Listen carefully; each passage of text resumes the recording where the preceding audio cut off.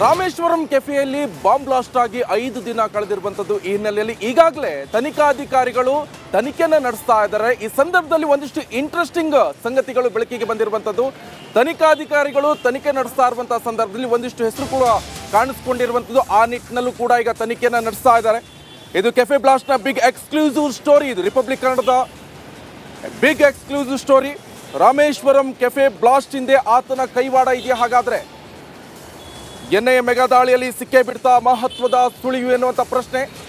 ಹಾಗಾದರೆ ಆತ ಯಾರು? ಆತನು ಕೂಡ ಈ ಒಂದು ಬ್ಲಾಸ್ಟಲ್ಲಿ ಇನ್ವಾಲ್ವ್ ಆಗಿದ್ದ ಎನ್ನುವಂಥ ಪ್ರಶ್ನೆ.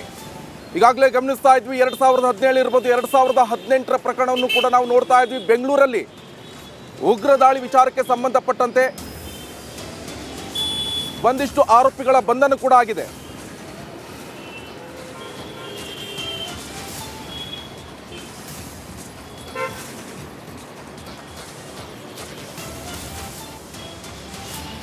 ಬೆಂಗಳೂರು ಕೆಫೆ ಬ್ಲಾಸ್ಟ್ ಹಿಂದೆ ಇದ್ದಾನ. ಹಾಗಾದ್ರೆ ಜುನೈದ್, ಸುಲ್ತಾನ್ ಪಾಳ್ಯದ ಜುನೈದ್ ಮನೆ ಮೇಲೂ ಕೂಡ ಎನ್ಐಎ ಅಧಿಕಾರಿಗಳು ದಾಳಿಯನ್ನು ನಡೆಸಿದ್ದಾರೆ.